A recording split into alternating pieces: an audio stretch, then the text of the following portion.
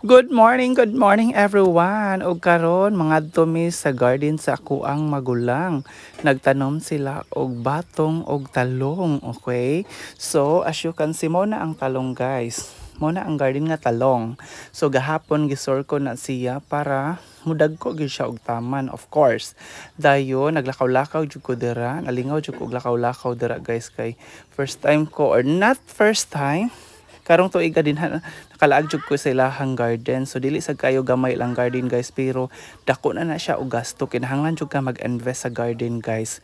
Kay dili man ka makaani sa og dili ka mo palit og mga abono, mga pesticide para yun mo dako kag abot mo invest sa ka og kwarta. Mao na ang ginabuhat diri sa mga farmers. Mag-invest yun og kwarta para sad sa ilahang garden ug naglakaw-lakaw mi darang dapita padulong mi sa iyang batungan. So mao na iyang batungan guys. Actually suuna daghan jud kaayo na og ma-harvest siya, pero karon nagagamay naman guys kay o ana man na siya magka-deteriorate na ang mga kuan kanang abot.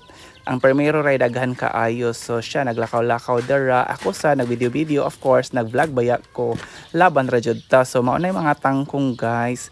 O pwede rasad na siya utanon, ibaligya. Most of the garden jud guys kay pangbaligya gina siya sa Pagadian City para pud na ikwarta atong mga farmers, diba?